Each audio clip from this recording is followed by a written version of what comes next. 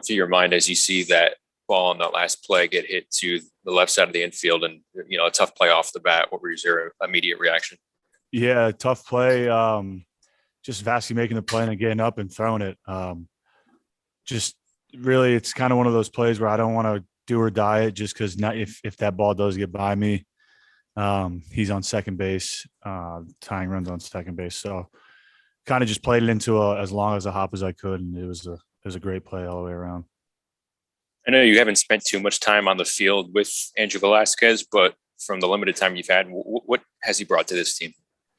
It's been fun to watch. And after the game, him just, saying a couple of words of him growing up here and dreaming of this and how much better it is in person. That's special stuff. And it's a big hit there in the eighth for us to give us another run. And whenever you can score runs late, I feel like it just deflates the other team a little bit more.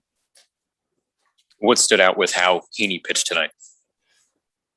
Just he's commanding the strike zone. I don't know if he had much walks, but getting strike one, strike two, and just staying on the attack and going out there in the sixth. I thought was big just to help us out and give us more length. And his pitch count was up there, but that was definitely a nice outing, and it's a great win for us. Go next to Tom Merriam. Anthony, describe the feeling being able to contribute both offensively and defensively in a big way in your first game back.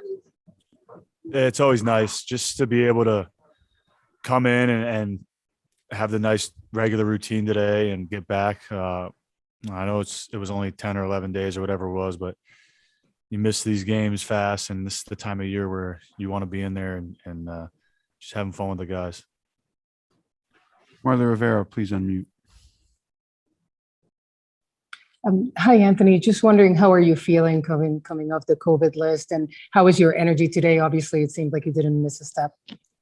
Good, really good. Throughout the game too, I felt like as I kind of checked off some boxes mentally, I just started feeling better and better. So that was especially, I know it was going to be a long game, so I was a little concerned about that, but I just feel like as the game went on, it was just more normal and getting back to just the grind of the daily grind. And Anthony, can you walk us a little bit through those mental checklists, maybe of just the way you were feeling? Because obviously you were clear to play today, which means that you were feeling well. Yeah, it's a fine line of being smart and not pushing it, but I feel like just over the years of playing a lot, just kind of know how to play slow, play a little bit slower, and not be crazy out there and do the extra on days like today. Certain days where you just play a little slower, and today was one of those days where you wouldn't be able to tell from watching, but from like an intensity standpoint, you just kind of go through everything normal BP, and then as the game gets going, your adrenaline gets going, and you just kind of try to tame that as much as you can. Brendan Cuddy, you have the next question. Anthony, what is the plan for you going forward? Do you expect to stagger games a little bit, work yourself in slow, or do you think you're full bore?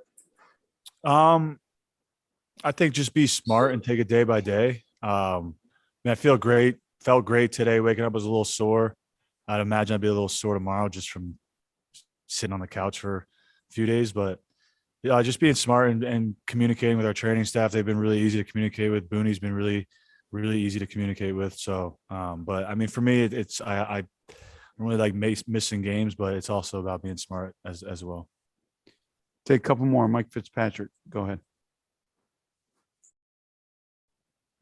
Hey, Anthony, I know you've only been here, a few weeks and missed a considerable chunk of that time, but in the second half of the season, this team has had guys, going on the COVID list, coming off the COVID list. The last 8 days, they've had 6 different pitchers get a save.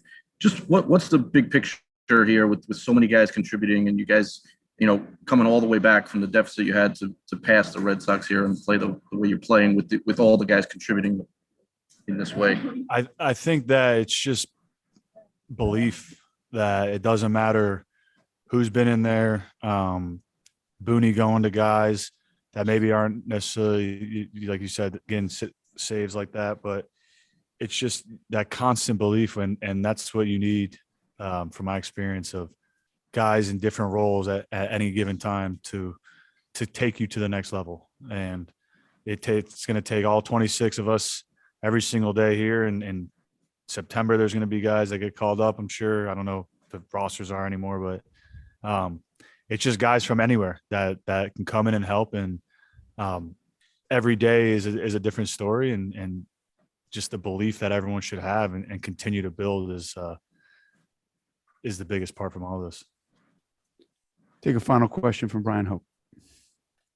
Hey, Anthony, that last play, it was a long review after it. I think it was like 2 minutes and 20 seconds. What are you guys talking about while you're waiting to find out if you won the game? If he's safe or out, really, just that was obviously a little longer, but that's a big play for both sides. And I think the umpires just do a really good job at making sure if he's safe there, the tying run, the winning run comes to the plate. So it's a big moment, and you just see the replay over and over again, and keep trying to convince yourself that the call is right. And it was definitely close, and happy went our way. Anthony, thanks for the time. Thanks, Everybody guys. that